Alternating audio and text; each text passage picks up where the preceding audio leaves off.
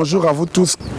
Définie comme étant la parole de Dieu révélée et inscrite, la Bible est constituée de deux parties principales, à savoir l'histoire dite des enfants d'Israël, que nous lisons à travers ce que nous appelons l'Ancien Testament, et la vie,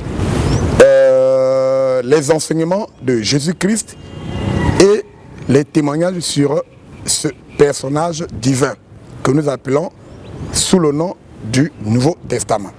En usage dans le christianisme, ce livre a engagé toute la doctrine chrétienne en procès. Pourquoi? Quelque part, on dit que la Bible que nous utilisons aujourd'hui serait un plagiat et qu'il y avait des paroles sacrées quelque part. Le deuxième procès va porter sur le kimongisme, qui est une doctrine particulière dans le christianisme. Le procès dit ceci: est-ce que l'église kimongiste, étant d'origine africaine, devrait-elle exploiter la Bible? Est-ce que les kimongistes devraient-ils lire la Bible? Voilà autant de questions qui vont constituer la problématique de cette émission.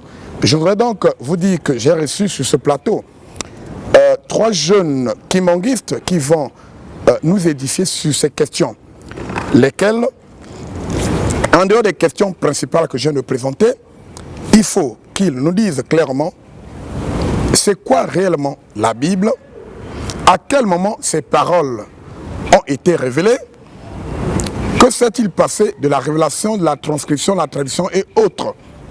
Et aujourd'hui, quelle est la place du kimongisme dans cette Bible-là? Je sais que c'est vaste, mais on essaiera de vous fixer sur quelques points. Voilà donc, mesdames et messieurs, ce à quoi nous aurons droit tout au long des 45-50 minutes à passer avec vous. Alors, bienvenue à tous. Mesdames et messieurs, bonjour. Oui, bonjour. Je suis donc en face de trois jeunes kimongistes. Je vais donc passer par la présentation. Et messieurs, essayez de prendre le micro, de dire ce que vous êtes en peu de mots, que comme ça le public sache qui êtes-vous réellement. Merci Papa Boni, je suis Papa Benastev Ngalou, je suis membre de la RATEKI au niveau de, enfin en République du Congo. Au niveau paroissial, je suis diacre et je crois que ça va pour l'identité. Il y a une fonction que vous voulez escamoter, cacher. Vous êtes directeur, dites directeur de quoi à la RATEKI? Je suis directeur des informations au niveau de la RATEKI au Congo-Brazzaville. Le suivant. Bien, merci monsieur le journaliste. Je suis Papa Arnold Jessokeli, membre de la RATEKI. J'aime me présenter comme simple observateur chrétien kimongiste. Très bien. Alors, nous avons en face de nous... C'est Papa David Monkandi Byongé et je suis chrétien kimongiste. J'évolue à la paroisse de Montreuil en France. Je fais partie de la presse et à côté, je suis auteur du livre Les Kimongistes à la lumière des Écritures saintes. Je crois que c'est suffisant. Merci. Bien, merci beaucoup. Le décor est planté. Je rappelle l'équipe technique, il y a Papa Brel Makozo derrière la caméra. Il est assisté d'un jeune certainement en formation, Papa Akiana Nishi. La réalisation est assurée par Papa Aurélien Hello. La coordination par Papa Richard Claver-Mbon. Devant ce micro, c'est Papa Boni que vous connaissez naturellement dans le cadre de l'animation de l'émission Le Bon Sens. Alors, mes frères, il y a, je peux dire, un triple procès. Je présente la situation comme je l'ai dit. Le christianisme est en procès parce qu'on dit que la Bible que nous utilisons en tant que chrétiens est un plagiat. C'est-à-dire que ces paroles-là ont une origine, mais qu'on a escamotée pour présenter comme étant le fruit de l'Occident. Ça, c'est un problème, le premier. Le deuxième problème, c'est que, quelque part, on nous dit que les kimongistes ne devaient pas lire la Bible parce que ce n'est pas leur affaire. Ça, c'est le premier procès organisé contre le kimongisme. Il y a un deuxième procès, c'est qu'on dit, les chrétiens disent que les kimongistes ne se retrouvent pas dans la Bible. En fait, le kimongisme n'a pas sa place dans la Bible. Voilà autour de quoi on va débattre. Alors, je vous pose une question à chaud. Est-ce que... bon, d'abord, c'est quoi la Bible? Voilà. commençons par définir ce que c'est que la Bible. Chacun va dire ce qu'il fait. Bien, merci, une fois de plus. Bonjour à ceux qui nous suivent à cette heure-ci. Ben, la question, c'est quoi la Bible? On ne va pas d'abord commencer à aborder ça comme ça. Parce que si on veut aborder dans le sens, on va donner une petite définition. Oui. La Bible est avant tout un livre. D'abord un livre. Et étant un livre, c'est un ensemble de livres, un regroupement de livres. Maintenant, pour répondre réellement sur la quintessence du mot Bible ou de ce à quoi elle se rapporte, il faut se baser sur les origines des livres qui constituent ce livre. Alors, l'origine, le problème doit se poser sur les origines du contenu de la Bible. Si nous orientons dans ce sens, nous comprendrons mieux la problématique. Aujourd'hui, on nous taxe, nous kimbanguistes, de ne pas utiliser la Bible, semble-t-il, parce que la Bible, n'est pas notre livre, pure africaine bien sûr, géographiquement parlant, et que la Bible, non seulement, également nous ne nous retrouvons pas à l'intérieur. Nous, on est étonnés. La première des choses qu'il faut se poser la question, mais la bibliothèque d'Alexandrie se trouve où en Europe? Se trouvait où en Europe ou en Afrique? L'humanité est née où? En Europe ou en Afrique? La Bible est bel et bien un plagiat, mais plagiat de quoi? Quand nous fouillons dans l'histoire, la première version de la Bible est en Égypte, la Symptote. On pourra bien décortiquer comment ça s'est constitué. Mais avant que ça soit d'abord une première version, mais il y a eu des paroles. Et quand on se base sur les hiéroglyphes, on parle de Nedu-Netcher. Netcher est au singulier. Les paroles de Dieu, si on traduit. Et le concept de Dieu unique part de là. On parle de Oua. Donc, si on nous dit plagiat, la Bible que nous utilisons n'est autre que notre héritage en tant qu'Africains. Église kimbanguiste et religion africaine n'est autre qu'en train d'utiliser l'héritage de ses ancêtres. Alors, aux chrétiens qui nous taxent de cela, eux, ils ne savent même pas que cette Bible-là, l'histoire contenue dans ce livre-là, est nôtre, que le colon nous a ramené. Parce qu'on pourra avec le temps développer comment est-ce que cela s'est produit, comment est-ce que quelque chose qui nous appartient ne revienne encore par des colons. Là, je laisse aux autres ou prochainement on va développer. Papa Byongué déjà s'est chauffé. Vous avez touché à une partie de l'autre question parce que vous avez répondu en fait à deux questions. C'est quoi la Bible? C'est l'ensemble des livres qui tu as défini et l'origine. Et quelque part, tu as ajouté un élément très important pour dire qu'en fait, plagiat, oui, mais si les Kimonguis l'utilisent, c'est parce que c'est leur propre héritage. Alors, Papa Byongué, qu'est-ce que vous voulez ajouter? Moi, j'aimerais ajouter une chose. Quand on fait une lecture attentive et complète, disons un résumé de la Bible, vous comprenez, les premiers chapitres de la Bible nous parlent de la création. Et vous savez que à l'état actuel des choses, les connaissances que nous tous on devrait se rendre compte, et l'humanité vient de l'Afrique. L'Africain, c'est la matrice de toutes les civilisations. Et étant donné que la Bible commence à parler des origines de la création, et la Bible, au fait, nous renvoie à l'Afrique, dans l'Afrique plutôt. Maintenant, la Bible parle la suite de la chute de l'homme. La Bible parle un peu plus loin de l'œuvre de la rédemption, mais la finalité, c'est l'œuvre de la restauration. La restauration qui nous renvoie encore en Afrique. Au fait, la Bible, d'un bout à l'autre, parle que de l'histoire de l'homme créé en Afrique et qui sera restauré, ou l'humanité. Parce qu'à la base, l'humanité était une, la finalité, l'humanité sera une. C'est la mission du Kimbanguisme. Quand le Kimbanguisme, au fait, a pour mission de restaurer l'homme dans son état premier. Et l'homme qui était à la base, au commencement, était dans l'Éden. Et l'Éden, c'est l'Afrique. Donc voilà, en quelque sorte. Parce que le problème est que nous, les Africains, nous lisons la Bible avec un esprit colonisé. Et quand tu as un esprit colonisé, tu as du mal à te rendre compte que la création s'est faite ici en Afrique. Et que l'Éden, en réalité, c'est l'Afrique.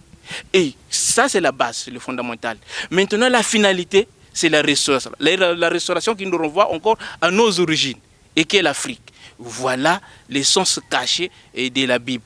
Bien qu'il y a l'histoire des enfants d'Israël, en grande partie, mais la Bible nous fait comprendre que cette alliance que Dieu a traitée avec les Israël devrait être abolie et pour revenir à nos origines, et qui sont en réalité les peuples primitifs, les premiers peuples. Voilà en substance ce que dit la Bible. La Bible parle de la création, de la chute de l'homme, l'œuvre de la rédemption. La finalité, c'est la restauration qui nous renvoie encore à nos origines. Et on ira un peu plus loin pour parler du kimbanguisme et de la place du kimbanguisme dans la Bible. Pour moi, pour moi, c'est vrai qu'il y a les plagiats qu'on peut peut-être condamner, mais c'est une autre histoire en réalité. Parce que la Bible revient à plusieurs fois en Afrique. Merci beaucoup pour ceux qui nous suivent. Je crois que ce procès-là vient de plusieurs, je dirais, de plusieurs obédiences, de plusieurs croyances. Nous avons un procès engagé par les églises traditionnellement africaines. Je cite nos frères Ngunzis ou Ngunza. Il y a des Louvouamo, et puis quand vous vous étendez un peu vers l'Afrique, là-bas, il y a des frères Kémites qui disent que la Bible étant un plagiat ne devrait pas être lue par les Africains. Ça, c'est le procès qui est engagé contre le christianisme. Mais quand je parle des églises traditionnellement africaines, les Ngunza par exemple, ils disent que ils reconnaissent quand même Kimbangu comme étant le sauveur, le libérateur de l'homme noir. Mais ils disent que, en fait, l'église kimbanguiste a faussé dans le sens où la Bible qu'elle utilise aujourd'hui est le fruit de l'Occident, n'est-ce pas? La Bible, bien que c'était écrit par rapport, parce que à la base, avant l'invention de l'imprimerie, la Bible existait en format de papyrus, des papiers qu'on récopie. Ça se trouvait où? Est-ce que c'est en Occident, ou c'est en Afrique, ou bien en Europe, en Italie, en Grèce et où? Tout est sorti de l'Afrique. Et ils ont récupéré parce que voilà, avec la technologie, ils ont créé l'imprimerie et ils ont en fait établi la Bible, rassemblée. Donc, la Bible, c'est la compilation des livres des prophètes, voilà, c'est ce qu'on peut dire. Mais ce qu'il faut comprendre de l'histoire de la Bible, c'est quoi? C'est pour cela que je voudrais parler du résumé complet de la Bible. Qui commence, la Bible parle premièrement de la création de l'homme. Et nous le savons que l'humanité a pris naissance en Afrique. Et c'est ce qui revient à dire que nos premiers parents, disons, ceux qui ont fécondé l'humanité, en réalité, c'est Adam et Ève et qui étaient des Africains. Donc, voilà. Les hommes sont partis de l'Afrique, ils sont sortis de l'Afrique et nous connaissons que l'histoire de Dieu, c'est l'histoire des alliances, qu'il traite avec un peuple sur un lieu spécifique. Et l'histoire, beaucoup plus reconnue des gens quand ils lisent la Bible, ils croient que l'histoire a commencé avec les enfants d'Israël. Non.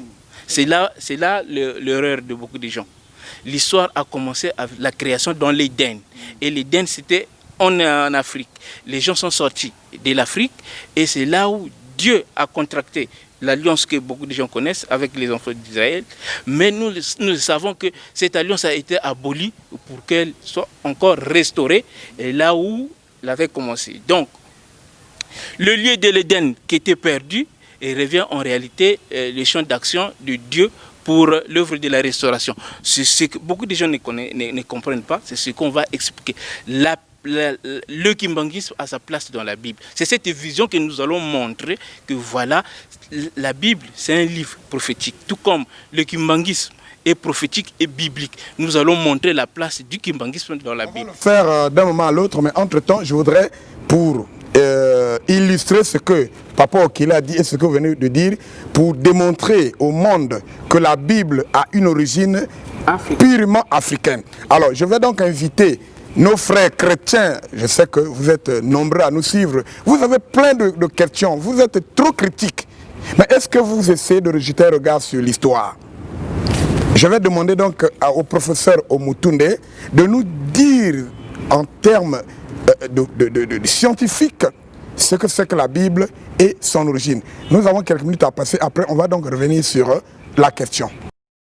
Si les anciens en Afrique ont inventé l'écriture, ils ont forcément donné un nom à ce qu'ils ont inventé, parce qu'on s'aperçoit que, par exemple, l'Europe, qui n'a pas inventé l'écriture, puisque l'écriture procède des Cananéens, de l'aveu même des historiens européens qui font autorité, je veux parler d'Hérodote ou de Diodore de Sicile ou d'autres, Ils disent que ce sont des Cananéens, qu'ils appellent des Phéniciens, qui avaient apporté l'écriture à des Noirs qui vivaient en Europe avant l'arrivée des Indo-Européens.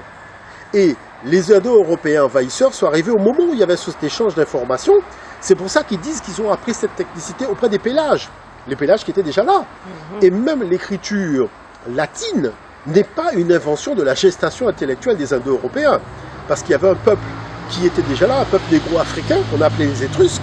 Vous voyez? Et moi, je veux bien qu'on discute. Mais le problème, c'est qu'on a quand même analysé l'ADN des sépultures des Étrusques, et on a bien vu que cet ADN ne correspondait pas à l'ADN indo-européen. Donc, je dirais là-dessus, il n'y a même pas matière à discussion. Bon. Donc, s'ils ont inventé l'écriture, il y avait un nom pour l'écriture. Hein, puisque dans les textes grecs, il n'y a pas de nom pour l'écriture. On dit la technicité des Cananéens, des Phéniciens. C'est-à-dire, c'est l'apport de la Phénicie. Voilà. Il n'y a pas de mot puisque ce n'est pas une invention faite par les Indo-Européens.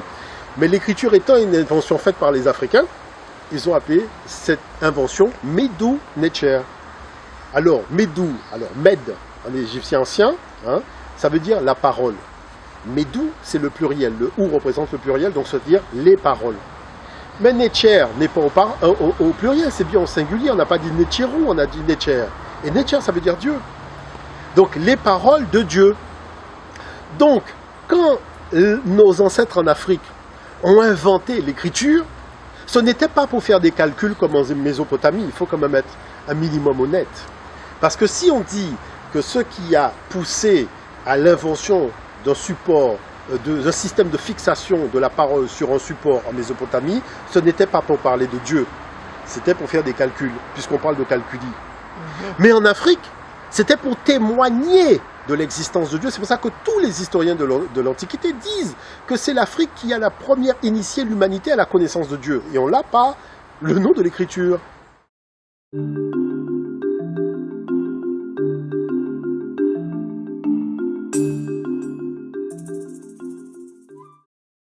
Voilà que les Grecs arrivent en Afrique et découvrent des textes sacrés sur papyrus qu'ils vont appeler Biblus. Parce qu'il y a quand même des choses extraordinaires. Tout le monde a un dictionnaire. Il y a ce qu'on appelle l'étymologie, donc les dictionnaires étymologiques. N'importe qui prend un dictionnaire d'étymologie, qui va regarder le mot Bible, la définition et l'étymologie du mot Bible, se retrouve transposé directement en Afrique avec la notion de texte sacré sur papyrus. Alors la chose c'est quoi? C'est-à-dire qu'on vous dit écorce de papyrus, c'est-à-dire Biblus, ça provient de l'utilisation des écorces de papyrus. Il faut arrêter de nous raconter des histoires.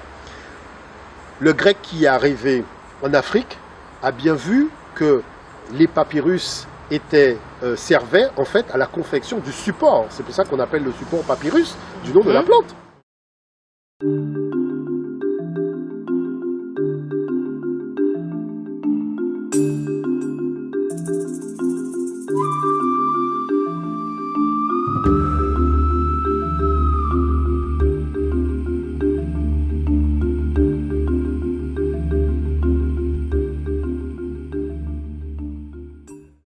Donc, la question c'est, est-ce que l'ancêtre africain s'est trompé en définissant l'écriture comme une parole? Non, il a raison. Il a voulu simplement fixer définitivement la parole de Dieu. D'où le fait qu'il est appelé, c'est pas le fait d'avoir fixé qui est important, c'est qui a produit l'information et quelle était la nature de cette information. C'est pour ça qu'il l'a appelé Medou Necher, c'est-à-dire les paroles de Dieu. Et ça, c'est important d'arriver à comprendre ça.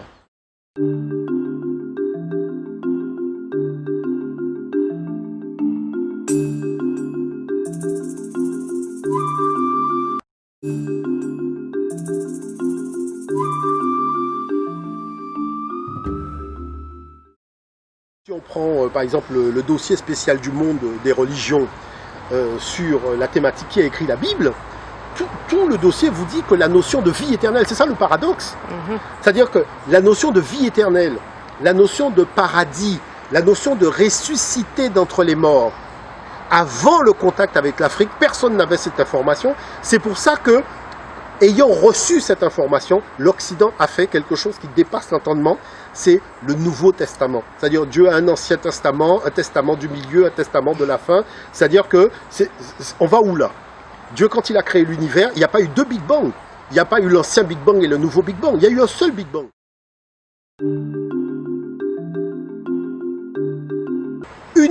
Une chose qui est extraordinaire, c'est-à-dire un Occident qui n'a jamais généré quelque écriture que ce soit de toute son histoire. C'est-à-dire c'est celui qui a été dans l'oralité. Vous voyez une chose qui est extraordinaire, qui a reçu l'écriture de la part de l'Afrique. Et ses propres historiens reconnaissent que l'écriture est venue de l'Afrique. C'est celui-là qui vient nous raconter des histoires. Oui, Papa Okeli, je crois qu'on vient de suivre par rapport à ce que vous avez dit, pour dire que vous ne montez pas, vous n'inventez pas. Ce sont des faits historiques incontestables. On venait de suivre le professeur Omutunde. C'est un historien, c'est un égyptologue, je crois qu'avec plein de choses. Il a décrit l'origine de la Bible, qui est constituée des paroles dites et des paroles sacrées, mais des paroles sacrées que Dieu avait révélées et ça se trouvait en Afrique. Il a dit, je crois que les gens l'ont suivi, ce ne sont pas les Kimongis qui l'ont inventé. Alors, vous avez un petit commentaire ou un élément d'ajout? Sur ce que M. Motonde venait de dire, je ne vais pas rebondir sans commentaire. Je vais plutôt revenir sur ce que vous avez parlé des critiques que nous avions de la part des frères ngondistes et puis les Kémites. Mais moi, je vais m'appesantir sur les Kémites. Les Kémites, c'est vrai, ils reconnaissent, ils disent que c'est un plagiat. Sur ce point, d'accord. Mais le point de divergence est où? Quand ils demandent aux Africains de ne pas se baser sur la Bible. Maintenant, c'est là où moi je leur pose la question. Mais à partir de quel élément vous basez-vous pour reconnaître que ce livre est un plagiat? Quand nous, Kimongis, sommes en train de dire que c'est notre héritage, mais ça veut dire que nous avions les artefacts, nous avions des éléments qui nous permettent de remettre en évidence le contenu biblique. On part d'un élément pour vérifier la véracité ou l'authenticité de quelque chose. Le christianisme est une religion purement romaine, créée par l'empereur Constantin, dans les années 300, moins 300, et 300 plus tôt. Mais l'histoire de Jésus-Christ, ou la croyance tout autour de Jésus-Christ, n'est pas romaine. La Bible, tradition œcuménique, la tradition œcuménique biblique, Tob, au niveau de la préface, ils ont bien écrit, c'était des copies. Parce qu'à l'origine, la Bible n'a pas été écrite en hébreu ni en grec. Parce que les Égyptiens, si on peut se permettre de poser ces questions, ou de se le dire, ne parlaient pas hébreu. D'accord? Et si on doit parler même hébreu de cette langue-là, on va revenir. Elle a des origines purement Congo. C'est une évolution. Parce que l'étude sémantique de cette langue comparée avec les langues Congo, la similitude est tellement trop frappante. En tout cas, alors, je finis par renvoyer à nos frères kémites. L'Égypte n'est pas le début de l'humanité. L'Égypte est un rassemblement de tribus, de peuples qui sont partis de quelque part. Ils se sont retrouvés là. Et chaque peuple a ses us et coutumes. C'est le brassage de ces us et coutumes Monsieur qui a créé... Okeli, est-ce qu'on peut aller droit au but? Parce que nous avons lu, et les gens ont écrit que, même dans la Bible, on décrit l'origine, on dit les gens seraient partis du sud. Et lorsqu'on essaie un peu de décrire le sud, là, on parle de la Nubie, c'est l'Afrique centrale. Est-ce que vous confirmez? Nous sommes en Afrique centrale. Papa Biongé l'a énoncé. Mais non, j'étais en train de chuter en disant ceci. Si la Bible n'est pas nôtre, la Bible elle-même démontre le jardin d'Éden, localisation géographique en Afrique. Voilà. Adam et Ève, noirs de peau. Les 12 tribus d'Israël, noirs de peau. Et même les noms, on pourra donner les noms. Les 12 tribus, là, les Judas, tout ce monde-là, on va donner les noms. Carrément, origine sémantique, Congo. Paul lui-même, n'était-il pas confondu à un Égyptien? Et les Égyptiens avec quelle couleur de peau? Donc un livre qui n'est pas nôtre, mais qui parle quand même des Africains, des Noirs. Je sais que parmi est-ce que nos frères chrétiens se rendent compte de cela? Non, les chrétiens pour le moment ne sont pas visés. Là, vous venez de répondre à une partie du procès. Et puis même nos frères africains qui reconnaissent quand même Simon Kimbangu, mais qui disent que l'église Kimongis a trahi la mission de Simon Kimbangu. Alors, parce que l'église Kimongis est en train d'exploiter la Bible. Vous venez de démontrer, même à la lumière de ce qu'on a lu ici, on a suivi à travers l'historien africain, que l'église Kimongis a le droit d'utiliser la Bible. Parce que la Bible, en tant que parole de Dieu, est l'affaire des Africains. Et ce qu'on nous a présenté comme document aujourd'hui, c'est peut-être la copie. elle-même parle de son origine, qu'ils ont pris des textes, c'est quelque part là-bas en Égypte. Et vous venez de démontrer on vient de démontrer que l'Égypte, qui est un lieu de rassemblement, mais ceux qui l'ont formé, ceux qui l'ont créé, sont partis de l'Afrique centrale. Là, même pas de débat. L'Afrique centrale, c'est là où nous nous trouvons, c'est là où Kimbangu est venu, c'est là où tout est parti, comme a dit Papa Biangé. Alors, Papa Benastev, les autres ont essayé de toucher la question portant sur le procès engagé par les Kémites, les Africains, quoi, qui ne voulaient pas que le kimanguisme ait une parenté avec la religion chrétienne. Mais toi, je te donne la mission de répondre aux chrétiens maintenant. Les frères chrétiens disent ceci, que est-ce que les kimanguistes lisent la Bible? Les frères chrétiens nous accusent aussi de ce que nous disons des choses qu'ils semblent ne pas retrouver dans la Bible.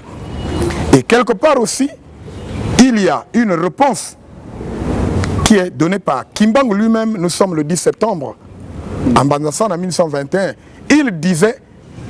Il demandait aux Kimanguistes de lire la Bible. Il disait, lisez la Bible, vous allez faire la distinction entre les principes moraux contenus dans ce livre et le comportement de ceux qui voulons apporter. Il disait ceci, j'ajoute, que il faut que le voleur soit saisi avec l'objet volé.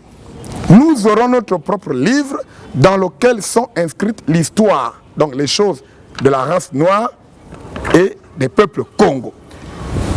Voilà circonscrite la question. Donc, à vous la parole de nous donner une synthèse sur la question posée par les chrétiens et ce que Kimbangu a dit.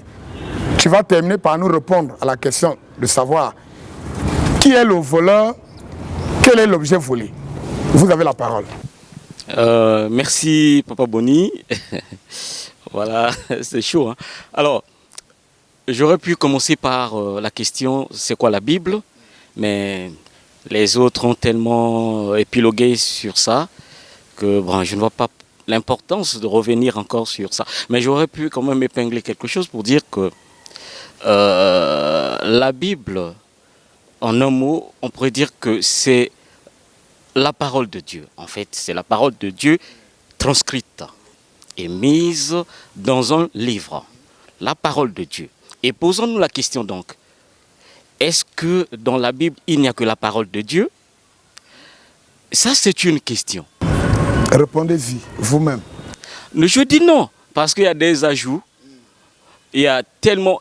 De toutes les façons, comme a dit Papa Okeli et Papa Biangé ici, la Bible est africaine. C'est une histoire africaine qui s'est déroulée, enfin, donc fait état d'une histoire, donc des faits qui se sont produits en Afrique avec des acteurs africains, avec des noms africains, donc trafiqués, changés, modifiés. Et à ce moment-là, il se pose donc la question de la sacralité même de la Bible. Est-ce que ça mérite d'être considéré comme un livre sacré? Ça, c'est un problème. On peut avoir une preuve de ce que, en dehors des paroles sacrées révélées, il y a eu un ajout humain. Je prends juste un élément. Oui, allez-y. Donc vous prenez, je crois c'est Daniel 9, verset 26, si je ne me trompe pas. Lisez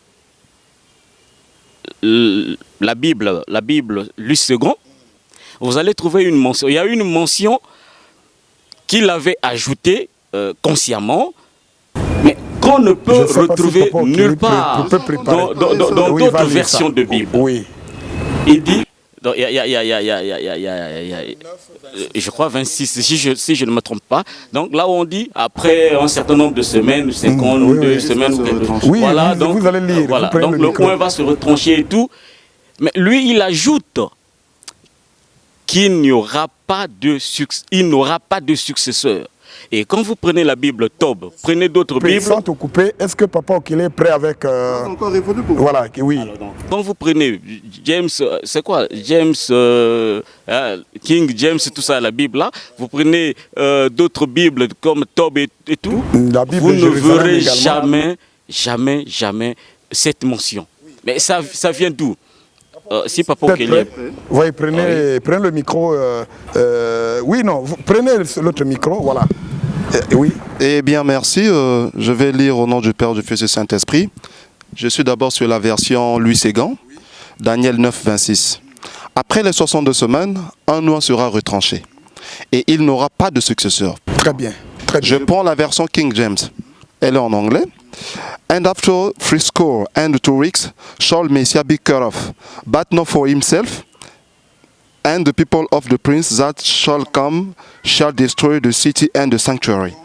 Je prends French Darby. Ici, là, on dit, ça s'arrête à mais pas pour but lui-même. not for himself. Voilà, pas pour lui-même. Là, déjà, ça. Je prends ça la version, voilà, je prends la version Darby. Oui.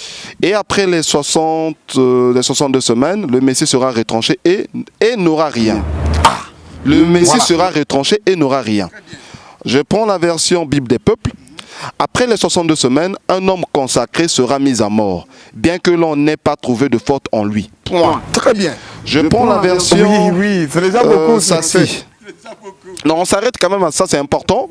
Et après 62 semaines, le Christ sera mis à mort. Point virgule. Et le peuple qui le doit régner ne sera point son peuple. Point.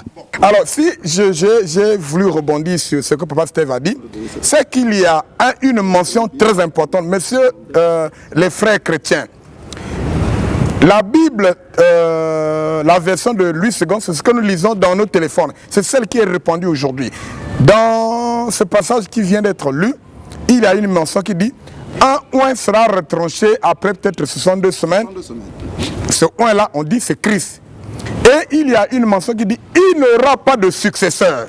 Donc, les gens qui basent leur foi sur cette version biblique ne reconnaîtront jamais qu'il y ait un autre paraclet. Là, ça contredit déjà même les gens. Ils contredisent même Jésus-Christ. Et la plupart des chrétiens ont basé leur foi là pour dire qu'après Christ, il ne devait pas avoir quelqu'un d'autre. C'est écrit dans la Bible. Alors, lorsque nous lisons les autres versions bibliques, je connais la Bible de Jérusalem, la Bible King James, bon, lisez ces traductions-là, vous allez voir qu'il y a une contradiction. Alors, c'est là où Papa Steve a dit qu'il y a eu une intervention humaine. Et ça commence à toucher, à entacher la sacralité, le caractère sacré de la Bible. Vous pouvez continuer, Papa Steve. Merci. Pour continuer, il faut retenir, donc là je m'adresse aux chrétiens. Je voudrais que tu me parles de Luc aussi. Du témoignage de Luc. Oui, je veux laisser le temps à Papa Okeli, parce que lui il s'est bien préparé pour les contradictions. Donc lui, il va donner les contradictions, il va les lire, il ne va pas commenter. Donc il reviendra sur les contradictions. Pour prouver les éléments contradictoires dans la Bible. C'est une preuve pour dire quoi? Pour dire que quand tu n'as pas la maîtrise de l'histoire, étant donné que tu n'étais pas là sur place, non, tu as ramassé des à la va-vite, voilà, sans comprendre, ça peut t'amener à dire, à écrire n'importe quoi. Mais là, ils se sont certainement rendus compte. Bon, je dis, ils se sont certainement rendus compte. Je ne développe pas, j'en sais quelque chose. Bon. Je ne suis pas là pour ça, mais je donne la passe donc à Papa Okeli. Mais moi, je veux revenir sur ce que vous avez dit à propos de Papa Simon Kimbangu. Non, de Luc d'abord. Comment a-t-il écrit ce livre-là? Qu'est-ce qu'il a dit? Oui, mais Luc, à l'introduction, Luc dit ceci. Lorsque, le vent, il y a eu comme un vent qui a amené les gens à écrire sur ce qui s'était déroulé en Israël, à propos de Jésus et tout, lui aussi, il a pris goût. Il a mené des recherches et il a écrit tout ce qu'il a écrit, l'évangile de Luc. Voilà, donc à pour base des recherches. Mais les chrétiens nous disent quoi? Mais la Bible est une révélation. C'est comme si quelqu'un est assis et que Dieu est en train de dicter tout ça. Voilà. Donc, tout ça, on ne doit pas perdre du temps pour ça. Nous sommes des Kimbanguistes. Je veux revenir vers la question sur Papa Simon Kimbangu. Pourquoi nous... Avant d'y arriver, je veux donc juste ajouter un commentaire. Lorsque nous parlons de Luc, vous qui lisez la Bible, chers chrétiens, prenez seulement l'introduction. Luc va vous décrire les circonstances dans lesquelles il a écrit l'évangile que nous appelons évangile de Luc. Il a dit, comme a dit Papa Steve ici, qu'il a mené des enquêtes, il a fait des recherches. Lisez avant de critiquer les Kimbanguistes. Lisez. Alors, vous continuez. Donc, il a mené des enquêtes. Alors, il n'était pas assis au point qu'il reçoive de Dieu une dictée. Voilà pourquoi, bon, je ne veux pas développer. Continuez maintenant sur ce que Kimbangu a dit. Voilà. Donc, qui donne droit aux Kimonguistes de lire quand même la Bible. donc je me situe dans l'accusation envers les Kimonguistes quand les gens disent que les Kimonguistes n'ont pas le droit de lire la Bible. Tout comme les chrétiens aussi qui nous disent, même vous ne vous retrouvez pas dans la Bible. Ce que dit Kimbangu n'est pas d'ailleurs son nom. Ne se retrouve pas dans la Bible toute la Bible. Bon, ce procès-là, c'est nous qui sommes un peu accusés, acculés de partout. Mais je voulais dire ceci. Comme Papa Okeli l'a dit, la Bible est nôtre. L'histoire est nôtre. Sur ce point, nous avons donc le droit de lire. Mais ce que je vais ajouter, c'est quoi? Nous sommes des Kimonguistes. Donc nous recevons tout de Papa Simon Kimbangu. Qu'est-ce qu'il nous a dit avant d'aller en prison? Il dit, moi je ne vous laisse rien d'autre que la Bible. Lisez-la attentivement. Donc nous ne lisons pas comme vous le faites, vous chrétiens, pour connaître Dieu. Non, nous connaissions Dieu parce que l'histoire commence en Afrique. Dieu a commencé avec les Africains il y a des milliards, je ne sais pas d'années, tout ça. Ça, lui, on connaissait. Même le roi belge, lorsqu'il mandatait ceux qui devaient, les colons, il leur avait dit clairement que lui, eux, ils savent qui est Dieu, Nzambian Pungu, tout ça. Donc, nous avons le devoir de lire la Bible, non pas pour connaître Dieu, car nous le connaissons déjà, mais nous devons lire la Bible attentivement pour d'abord distinguer, pour pouvoir distinguer le comportement de ceux qui nous ont amené cette histoire-là, ceux qui se sont appropriés de cette histoire pour dire ça c'est nous, ça c'est notre image, ça c'est notre comportement, ça c'est Dieu qui nous a parlé tout. Voilà. Donc ils se sont appropriés de cette histoire comme pour dire l'écriture là, ça c'est moi. Mais Papa Simon Kimbangu nous demande seulement de lire attentivement pour comparer comment est-ce qu'ils se comportent dans leur comportement par rapport à ce qui est mentionné. Voilà pourquoi il parle des principes moraux contenus dans ce livre. Donc rien qu'à partir de cet élément, on peut distinguer, on peut comprendre que l'histoire là n'est pas l'apanage donc de l'homme blanc. Voilà. Ça c'est le premier élément. Tu vas aller, je vais toujours illustrer. Il a une disposition biblique, Galates 3, verset 28, je crois.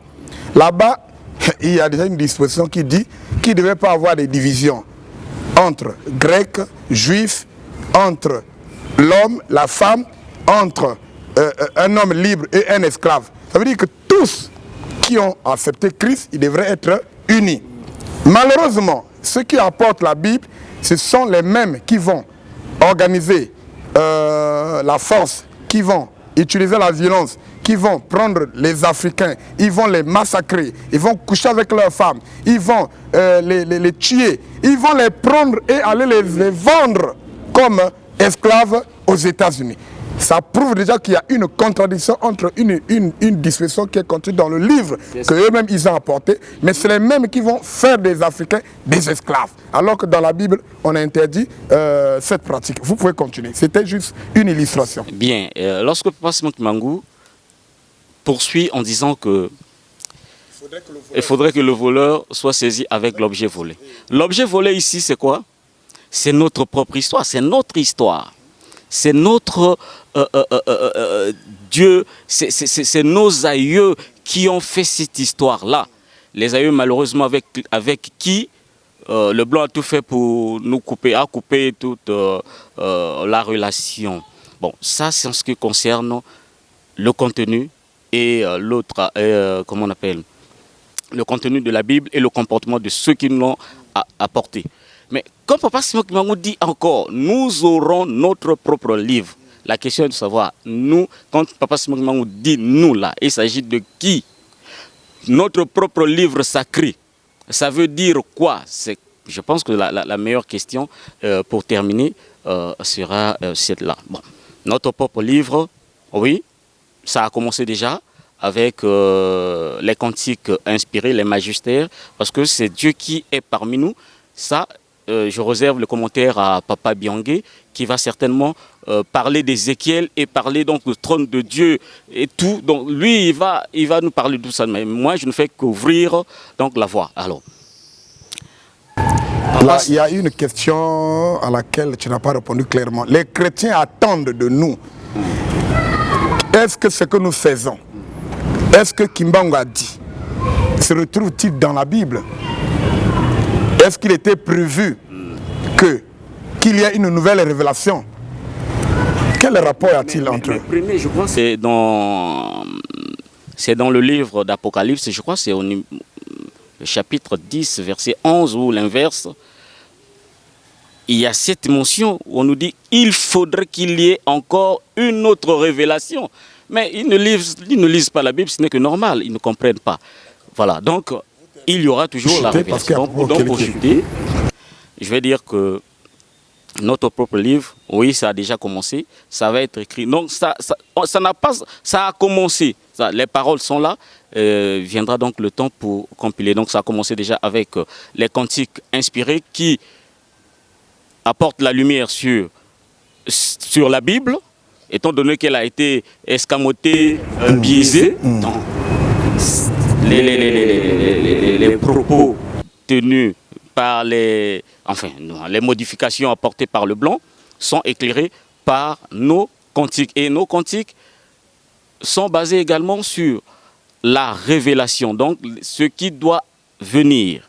Et c'est comme ça que nous comprenons facilement lorsque les chrétiens nous parlent, par exemple, du retour du Christ qui viendra sur les nuées. Nous leur disons non, ça c'est vraiment à la fin. Mais Christ devrait d'abord revenir pour continuer l'œuvre, parce que nous sommes dans le processus de la restauration de l'homme.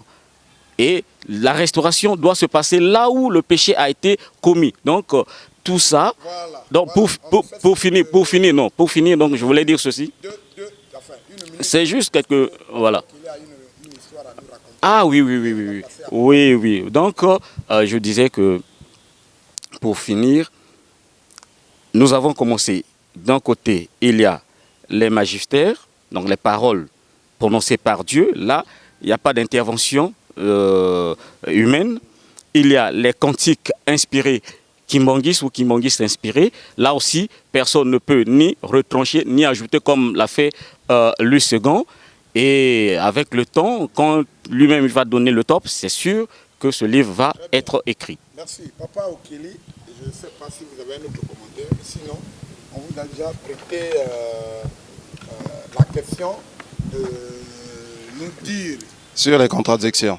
Est-ce que dans la Bible, parce que lorsqu'on fait ce procès-là, les gens se servent d'un certain nombre de passages contradictoires. Dites contradictoire. Est-ce que tu peux le prouver? Merci Avant beaucoup, de parler Papa de la Bonnet. révélation de Papa Simon Kimbangu. Motion de procédure.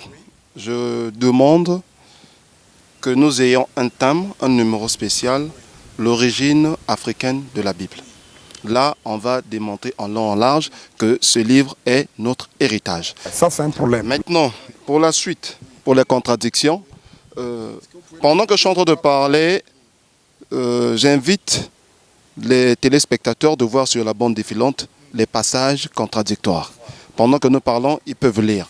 Mais le plus important, ce n'est pas seulement de parler de ces contradictions qu'ils sont en train de voir à l'instant défilant sur la bande défilante, mais c'est pourquoi ces contradictions. Les contradictions sont à la fois une preuve de la mainmise de l'homme, une preuve de le management de Dieu. Vous voyez, je m'explique. Quand on lit la Bible ou un livre codé, sans l'esprit, on n'y verra rien. Les hiéroglyphes, par exemple. Si vous n'avez pas le code, vous n'allez pas déchiffrer, vous verrez simplement des dessins. Vous n'allez rien comprendre. Vous voyez? Donc les contradictions qui sont là, si quelqu'un voit contradiction, c'est simple, il n'a pas l'esprit. L'esprit qui a amené à la rédaction de ce livre. Regardez encore, pour vous montrer que la Bible n'a pas que la parole de Dieu, mais il y a aussi des œuvres humaines. Prenons notre apôtre Jean. Il dit dans Jean 1,18, personne n'a vu Dieu, si ce n'est le Fils. Mais Jésus-Christ est qui? Donc vous voyez que Dieu, la dimension de Dieu est proportionnelle. Quelque part, il y a une disposition, je crois, dans l'Ancien Testament qui dit, on va la présenter sur l'écran, que Moïse avait vu Dieu face à face. Ben voilà. Et puis, toujours dans Genèse, on montrait bien que Dieu avait dit à Moïse, tu ne peux pas me voir, tu ne peux pas supporter mon visage, je vais passer, tu me regarderas de dos. Moïse a vu Dieu de dos. Mais quelque part aussi, on dit, Moïse a vu Dieu face à face. Donc, vous voyez que ce que je voulais dire, Dieu se manifeste à chacun de nous par rapport à la dimension de ses connaissances, de son environnement. Donc, Dieu à moi va paraître, il peut me montrer qu'il est un homme simple, qu'il est un homme. Il peut montrer qu'il est un mystère. Il peut montrer. Ça dépend de la connaissance. Voilà. Si vous pouvez chuter, je vais passer la parole à Papa Byongué. Je chuterai en appuyant simplement un point que Papa Steve a évoqué. C'était le point sur... ça a failli m'échapper. Ça m'a carrément échappé. Ben, je laisse d'abord la... Ça va revenir, je laisse la... Papa Byongué, je crois que nous chutons. Si vous avez une synthèse à faire par rapport au débat, par rapport au procès, par rapport à ce que vous avez aussi... vous avez écrit, je rappelle que vous avez écrit un ouvrage ici, là. Je sais que le temps ne nous permettra pas d'en parler. Le kimonguisme à la lumière des Écritures saintes, édition presse kimonguiste. Bon, aujourd'hui nous n'aurons pas le temps d'en parler, mais on va donc créer un temps pour tourner une émission spéciale. Alors, si il vous avait été donné de conclure par rapport à ce qu'on a dit, par rapport à ce que vous savez, qu'est-ce que vous en dites? Bon, pour faire simple, au fait, la Bible parle de l'histoire qui est passée dans le paradis des jardins d'Éden et qui doit se terminer dans les jardins d'Éden. En fait, le but de Dieu dans la Bible, c'est les écrits. Partant de la Genèse à l'Apocalypse, n'est que cette finalité, restaurer l'homme dans le paradis, c'est-à-dire créer cette symbiose, l'harmonie que Dieu avait voulu à la création, que l'homme vive en parfaite harmonie avec la nature et le Créateur. Donc, c'est ce que dans l'Apocalypse chapitre 2, verset 7, nous dit que le but de Dieu, c'est de restaurer le paradis perdu. Donc, quand on nous parle du paradis, c'est le jardin d'Éden, et le jardin d'Éden, c'était en Afrique. Donc, c'est une histoire qui s'est produite en Afrique et qui doit se terminer en Afrique. C'est ce qu'on appelle la restauration. Maintenant, il y a un processus. Maintenant, il y a un prophète qui avait révélé l'œuvre de la restauration. Et celui qui devait l'incarner, c'est l'Esprit incarné, c'est-à-dire que le Saint-Esprit. Donc, l'œuvre, en nous disant que Papa Simon qui manque le Saint-Esprit, il vient accomplir une vision qui est prophétique et qui est biblique, qui était déjà révélée au 7e siècle, avant même la venue de Jésus-Christ. Ce prophète s'appelle Ézéchiel. La vision que nous avons de l'Apocalypse n'est que le résumé du livre d'Ézéchiel. Donc, tout le kimbongisme, toute l'œuvre de la restauration est révélée là-dedans. De la première ligne à la dernière ligne. Et c'est lui qui a eu la chance, ils sont pratiquement deux, parce que leurs visions sont similaires. Dieu les a pris, leur vocation. Il leur ont amené sur une montagne et leur a parlé de la vision future. Et quand la Bible parle de l'histoire des enfants d'Israël, il y a la continuité, il y a l'abolition de cette alliance et la continuité de cette histoire. Et quand les chrétiens nous disent que voilà, le kimbangisme n'est pas dans la Bible, c'est parce qu'ils ignorent et ils ne comprennent pas ce qui a été révélé, les prophètes. Parce que, prenons le cas de Jésus-Christ. Jésus-Christ est dans l'Ancien Testament, mais son nom n'y figure pratiquement pas. Ce sont des prophéties qui y figurent. Tout comme le kimbangisme est dans la Bible. Il y a des prophéties et que les gens ne connaissent pas, c'est ce qu'on va leur montrer peut-être dans l'avenir, que voilà l'œuvre de la restauration pour nous, pour qu'on arrive à le salut. Peut-être la finalité, Dieu va apporter la solution sur terre, ce qu'on appelle le salut.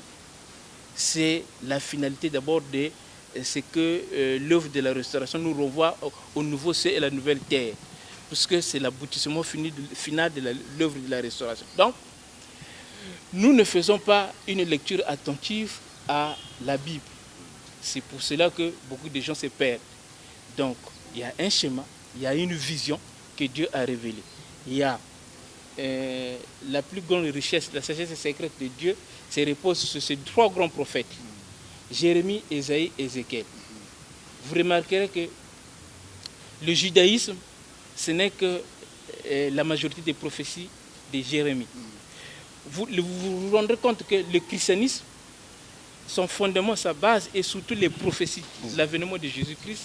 C'est lui qui en donne beaucoup plus la quintessence, parce que bien que d'autres prophètes ont parlé du Fils de Dieu, mais Ésaïe donne la totalité de ses sacrifices, de ce qu'il devrait accomplir, de sa passion, sa naissance, tout est donné.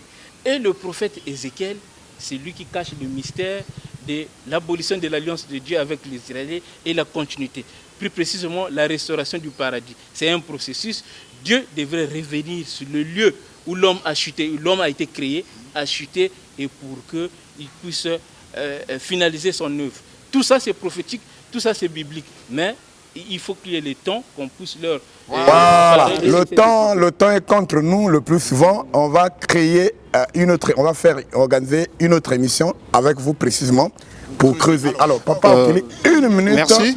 Je sais que vous avez oublié le détail. Donnez-nous-le. Il y avait un point sur lequel je devais rebondir, abordé déjà par Papa Steve. Le premier point, le point en question, c'est article en 2. Il y a la prophétie, là où Papa Simon Kimbangu, la partie de la prophétie du 10 septembre 1921, où Papa Simon Kimbangu dit, lisez ce livre, là-dedans, vous reconnaîtrez les actes. Soulignez, reconnaîtrez. Reconnaître veut dire quoi? Reconnaître, connaître deux fois. On ne peut reconnaître sans avoir connu en avance. Voilà, très bien. Là, je laisse là, libre commentaire. Et j'ajouterai ceci.